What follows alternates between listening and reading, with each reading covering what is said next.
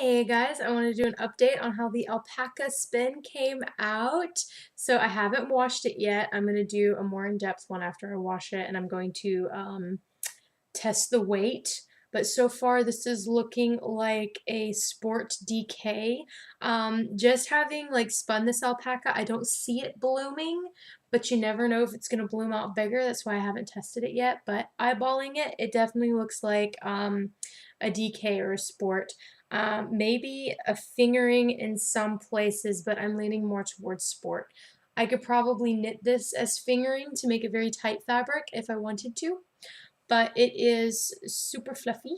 Well, not super fluffy, but like it's really soft. It smells like alpacas, and I love the way it smells. So I'm very happy with this skein. I can like rub it on my face and it doesn't feel scratchy at all, which is how alpaca is supposed to feel. And I think it's safe to say I'm in love with it. So we're going to wash it, give it a couple days to dry, and then we're going to see the final result, not just the almost final result. Hey guys, so my alpaca is all dry and I just wanted to share it with you guys.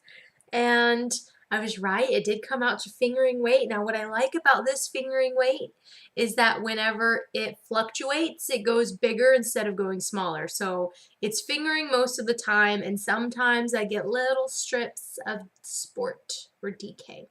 Just little strips of it, which means that whenever I make it into socks, I'll get thicker stitches as opposed to like if it was fingering that fluctuated to lace, then I would get thinner pieces in my sock. But since it gets thicker, I'm happy with it.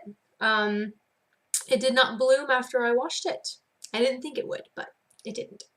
And it's so beautiful. It's so beautiful. It's even more beautiful after washing it, to be honest. It's even softer, and it's good and balanced. So if you watched my plying video, this was what I used in the plying video. So you can see exactly how I always ply a perfectly balanced yarn every time.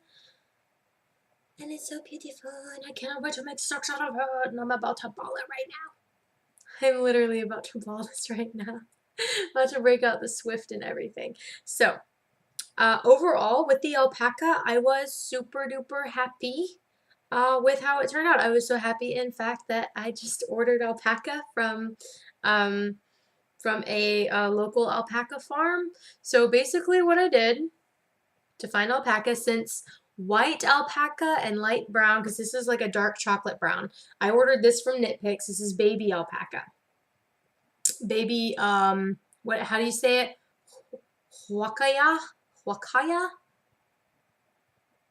Wakaya. Anyway, this is baby Wakaya yarn. So what I'm about to buy is just Wakaya. It's not baby. So we'll see what the difference is. But because Paradise Fibers has been out of alpaca for months, out of the white for months, because I've been checking.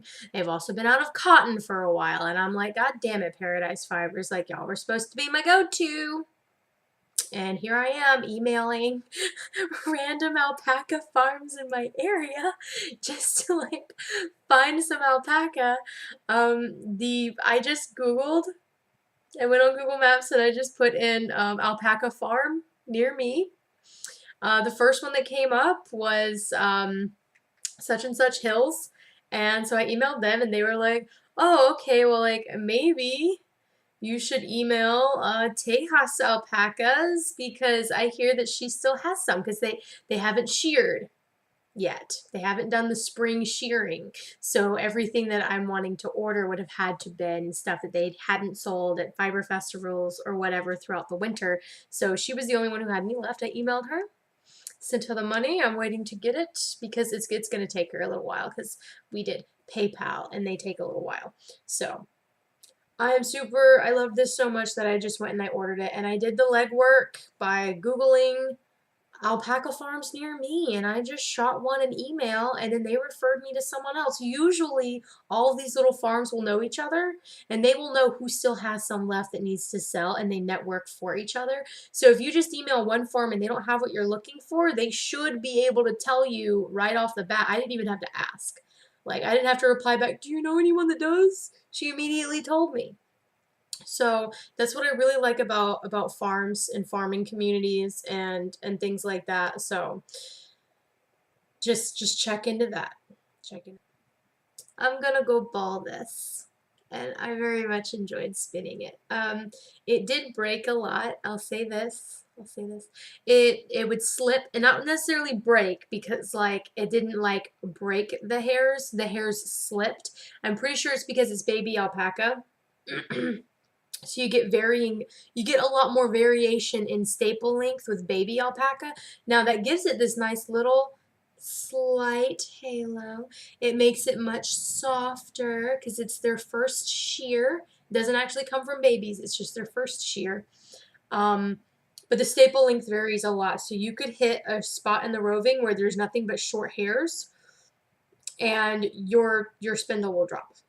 Another thing that happened was that I divided my fiber off 50 grams and I spun 50 grams at a time. Actually 55 grams because this was 4 ounces, so this was 113 grams. So split that in half. I halved them and spun them in 2 different batches. As I would get above probably around 40 grams on my spindles, I would be most of the way done on my spindles. I noticed that it would drop a lot more often. So the heavier my spindle got, the more it would drop. That's another thing. So, and that's another reason why I applied it from center ball to outer ball, because I might have over twisted it towards the end as it was slipping more and more, and I was having to over twist because of the weight and all of that good stuff. So that's why I'll take the center from ball 1 and the outside of ball 2 and apply those together, or I'll apply one big batch, make a center pulled ball, and just apply the outer with the inner, apply it off, and let them meet in the middle. That's how I always like to do it with drop spindles. So, yep, very happy. I'll let y'all know how the socks turn out when I eventually make them. In the meantime, happy crafting. Please leave any comments and questions down below. Bye-bye.